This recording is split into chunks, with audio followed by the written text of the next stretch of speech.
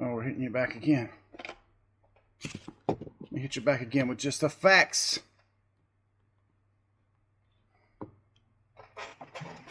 All right.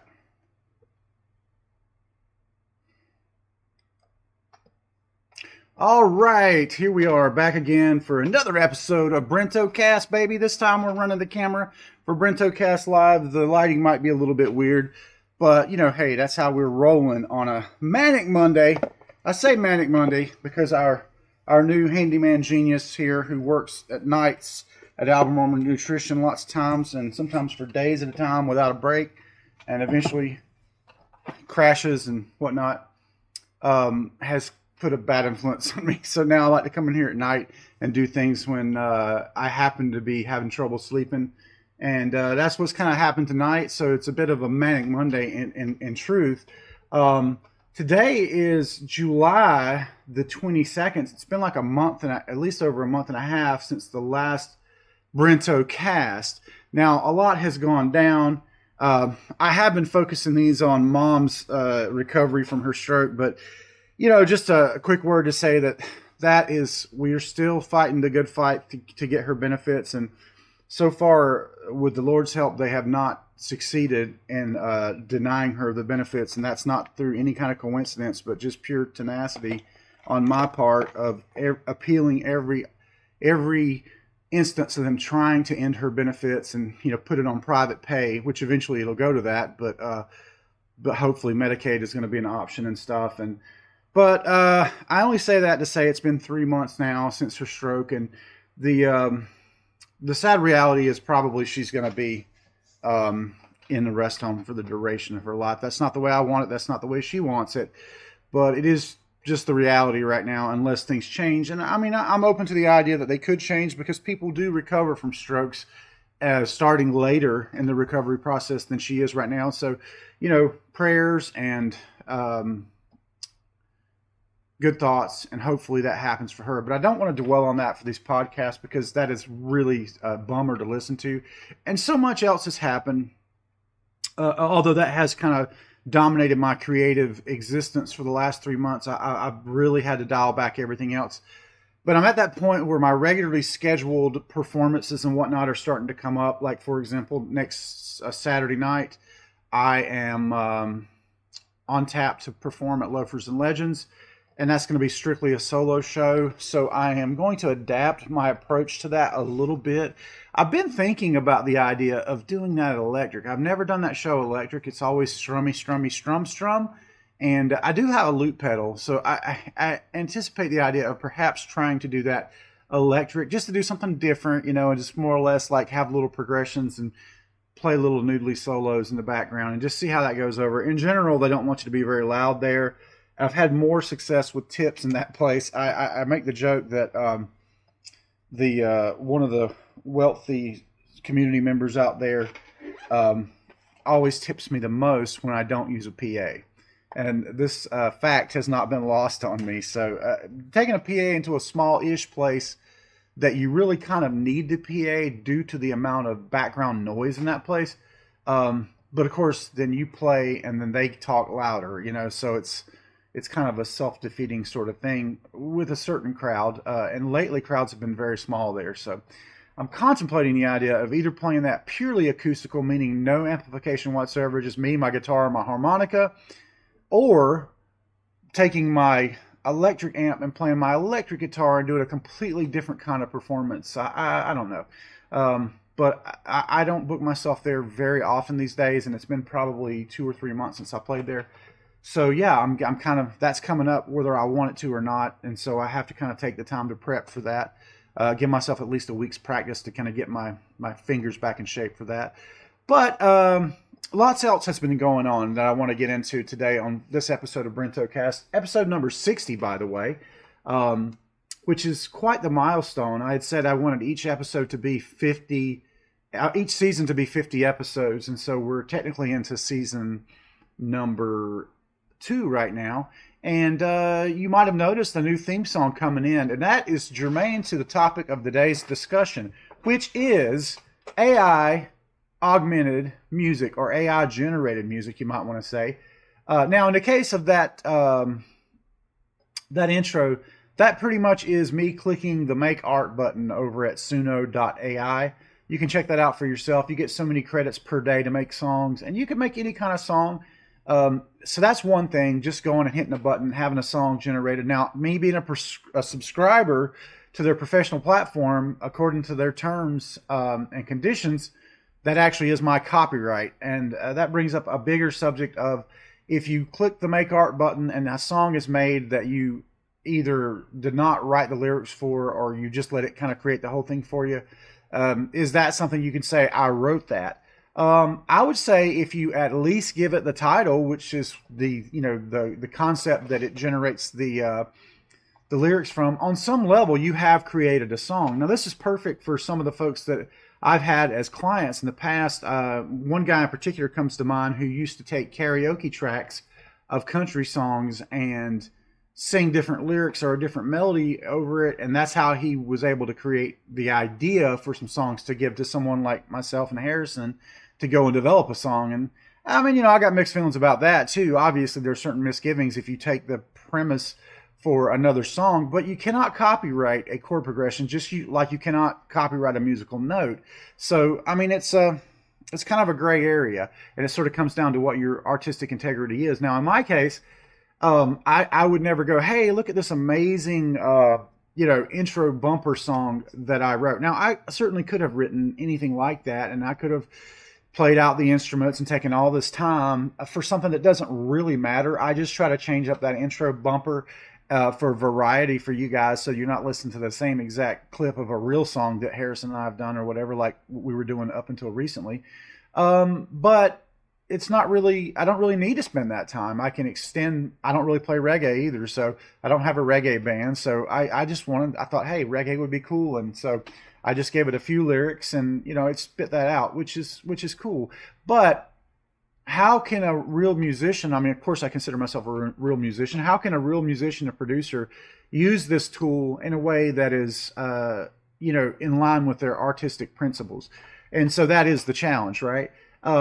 I feel like this AI revolution we're going through right now, particularly with regards to music and Suno, and then there's one other competitor, they're actually being sued by the big four music companies right now, and for good reason. I think they have either trained or potentially sampled a great deal of copyrighted music. Of course, the artists aren't going to get anything for a song that it generates based almost solely on what's popular, and the AI has been trained on it, and there's this whole discovery thing where people are trying to argue that, well, if it's trained on it and it just used something that adheres to the musical principles but doesn't actually sample it, is that stealing? I don't know the answer to that. What I do know, that as a guy who used Photoshop for his living for 16 years, I was really resistant to the idea of using the AI generate functions where AI would kind of build out a picture. Why was I resistant to that? Because I had learned a whole different hobby of using 3D programs like Poser and DAZ Studio to create these fantastical backgrounds with pre-made assets that put me in a little bit of a niche. I could do things that other people didn't know how to do, and all of a sudden now everybody can do it, and they don't have to put the work in that I had to put in to be able to do it. So that's a little frustrating, but at the same time, if I go, hey man, forget AI, I'm not going to use any AI at all, what happens is you basically choose not to learn a tool that is in everybody else's toolbox, and this hurts you as an artist, as a person trying to be competitive, as a graphics designer or a visual designer.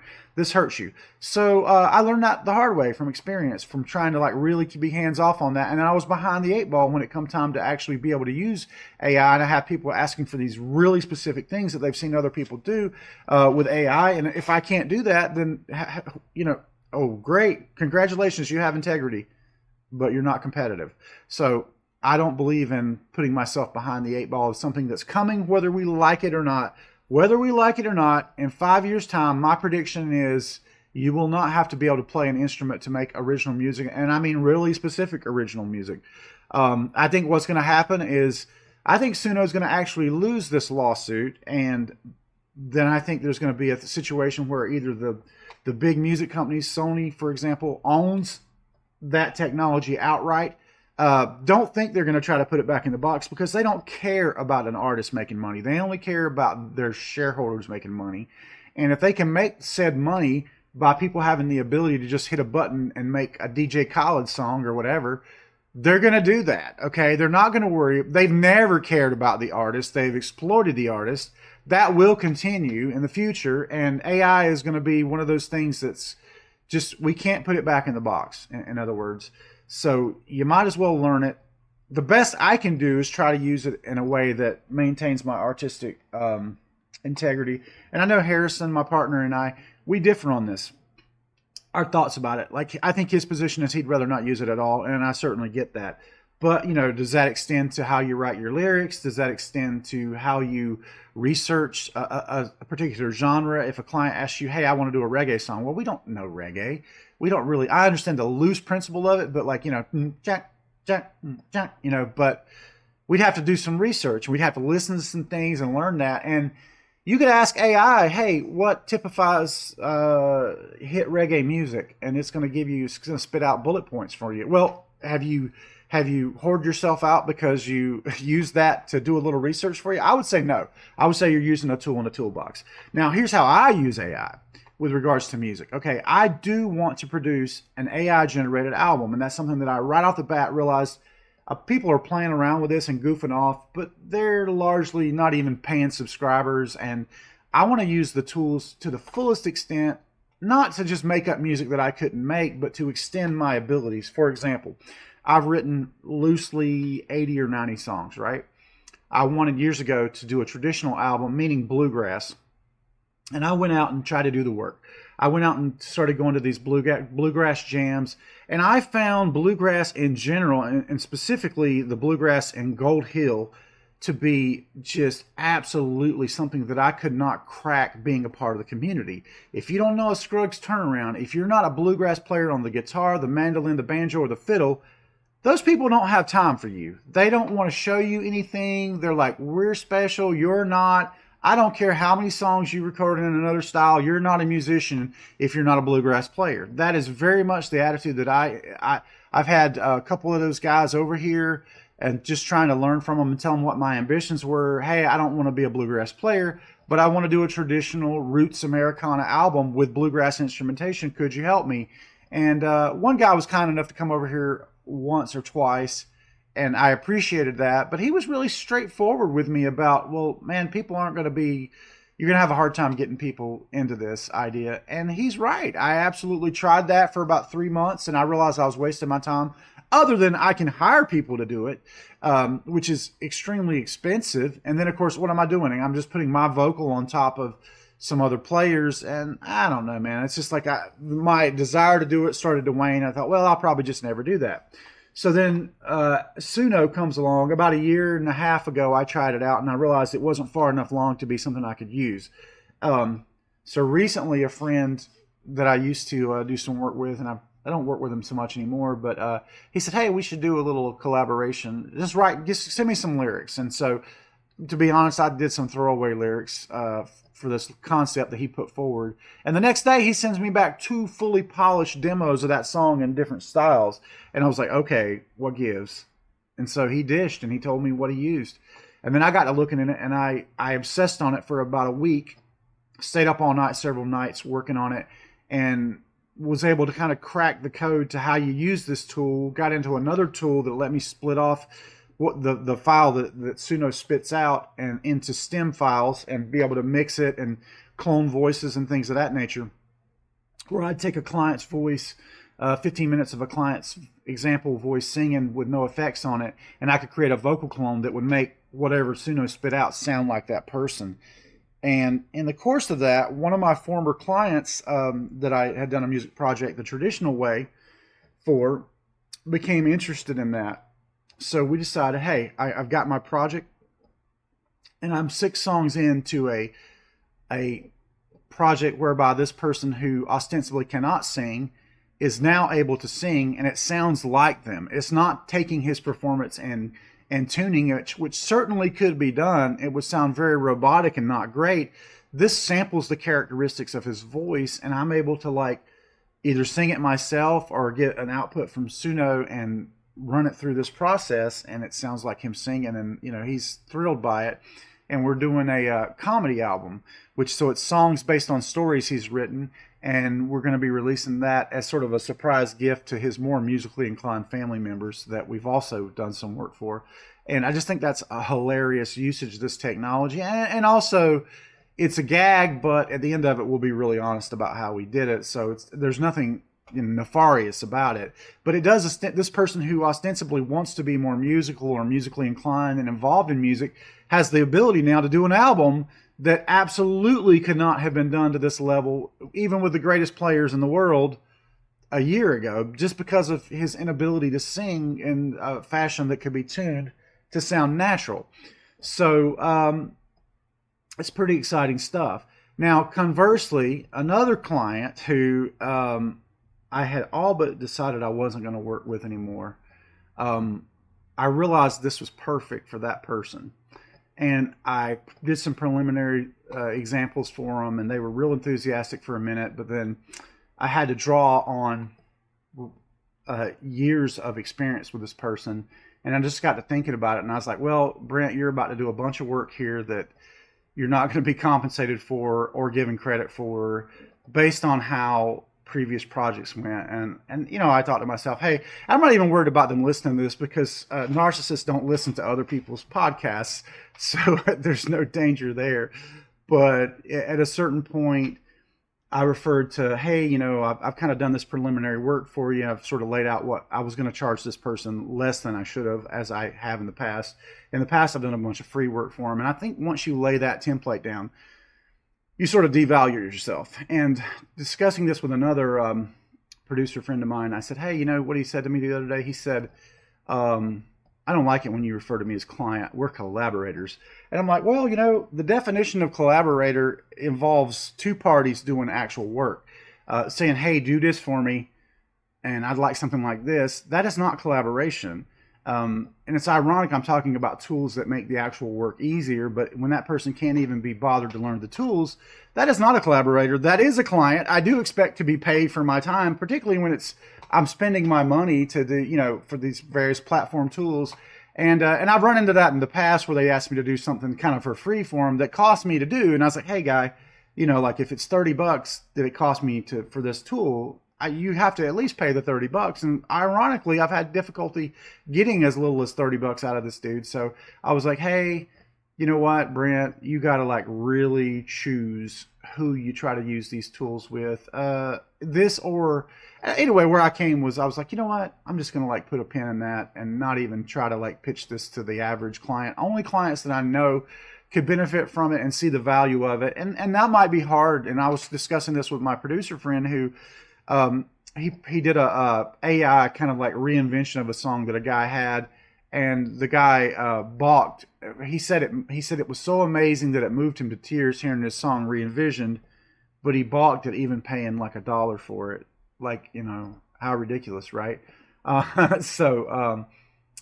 Again, I don't do music to make money. I do it because it's my passion. However, if it costs me to do a project, it's going to cost whoever I'm doing it for. That's only fair. And, you don't have to stand tall in this hobby / genre, but you do have to stand up. Otherwise, you get walked on. And so that's where I'm at on that. But yeah, so all this has transpired in the last month and a half with this AI revolution. It'll be interesting to see where it goes. But looking back at various making of podcasts, which is something I do from time to time, this is not something the general public has access to, but my YouTube channel, which, for the last, basically since December of last year, I got a couple of copyright strikes right in a row for songs that I had had been up for years. And actually, I can tell you that in both cases, it was me and Harrison performing Tequila Sunrise by the Eagles. Well, they have a really overzealous firm that runs their music rights, and they copyright struck me for that, doing a cover of their song, not saying, hey, this is the Eagles, but here's our cover of an Eagles song, which is not illegal by any stretch of the imagination. But they had really gotten with YouTube to tighten up their algorithm on that, and it gave me 2 copyright strikes. I had 400 videos a lot of which would be Delilah's early years, and that was my main backup source. And I got so pissed, I was like, hey, you know what? I've been putting up these weekly blogs here for 4 years now. I'm going to stop doing that. I'm going to put those up at Rumble. And I do love Rumble, and I still do Rumble. I uploaded to Rumble yesterday. And so I've been doing weekly vlogs for pretty much Delilah's whole life. She just turned 5, so that's 5 years. And I realized that I still find YouTube to be the easier platform to watch back on television when I'm just sitting at home or I can't sleep or whatever, and I want to log in and see what I've done or the last time I uploaded this or that. And I still prefer YouTube on the whole to Rumble, but Rumble is the more honest platform, and it's actually the only platform I've ever actually earned any money on. You know, not for nothing, but I mean, if you're going to earn money on one and you're not on the other, you're more inclined to use that one. So I think now I'm going to try to go back and plug back in those videos. My fear was that I would get copyright stricken the third time and lose all those videos of Delilah, and I didn't want to do that. So I just said, well, hey, I'm not going to upload anything until this little scare has passed. And so you have to wait 3 months or be infraction free for 3 months to have those copyright strikes removed, or not being like pending sort of Damocles like over your account possibly being deleted. So that time has passed now because I wasn't uploading anything, and I've started to upload again to YouTube, and I want to upload. Obviously, this will be cross posted to YouTube, this BrentoCast, and I've tried to update my playlist so that it's concurrent with all the episodes that I have. There's an episode. I call it a lost episode, but basically it was just an episode that was just a little too sensitive for the topics that we talked about, and I decided not to publish that one. But other than that, this is going to be episode 60. So it's a running thing, and I'm trying to make these a little bit more concise and structured. I want to do film reviews from time to time, but I haven't been doing anything but just really vlogging through all this difficulty with my mom's health and whatnot. And I lament that, because it's not interesting to listen to that stuff back. But if I talk about current events, at least there's that. And I do this podcast for myself and potentially for Delilah if she ever wants to listen back to what was happening when she was 5 years old. Delilah has just turned 5, July the 11th at 4:28 p.m. And I always said when Delilah turns 5, she will take piano lessons, and I will personally be her guitar instructor. Well, the piano lessons have started. She had her first lesson. It didn't go great.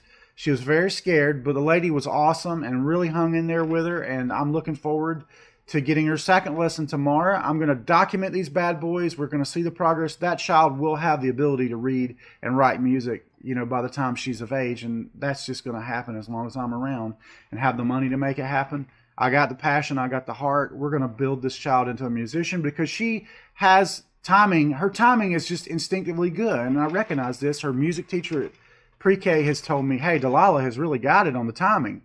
And I thought, great, because that's something that I wish somebody had said to me and helped me, bolster my skill set. I have done whatever I've done, if you think there's any value to it at all, to my musical output. I have done it sheerly by force of will, no natural talent.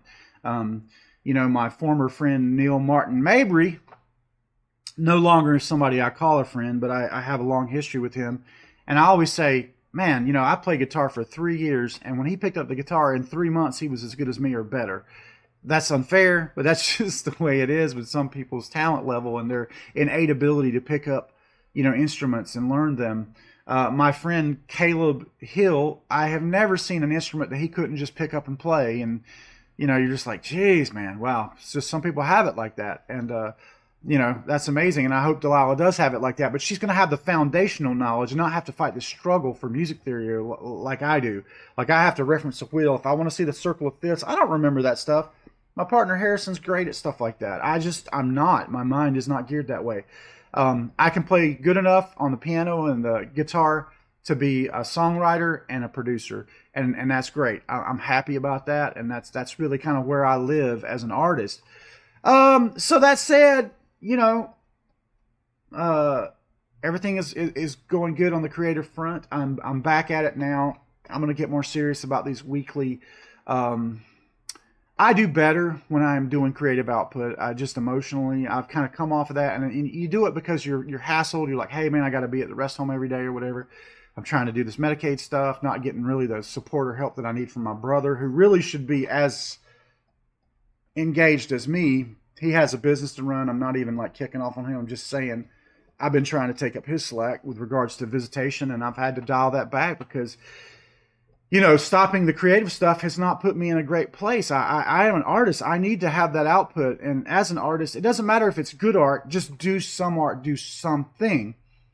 But, yeah, that's kind of where it's at. So we've broken the 22-minute threshold. I always like to keep these to 22 minutes. So I'm going to cap this off now and just say I love you all in the future listening back to this. Hope everyone is well. Hope you have a great week. Thanks for listening, and we'll see you on the next episode of BrentoCast. All right, and that's going to be it for BrentoCast Live. Hope you enjoyed watching. Of course, as usual, the official podcast that I'm going to publish on Spreaker.com will cross-post, and that'll be a video-free version of this if you don't want to watch my ugly face. I had planned to set up my my arcade in the background here, and maybe for the next one I'll get back to that habit, because watching my old ones, they're a lot more interesting if I go to the trouble of doing that, but I haven't here lately. But man, cut me some slack. I mean, I'm working hard here, and there's a lot going on. So I had to turn the AC off for that. Man, we are in the hot part of the summer, and it is hot. So I got to get that going. I'm going to go turn that on, edit up this podcast, upload this. You'll be seeing this hit YouTube today. God bless. Thanks for watching.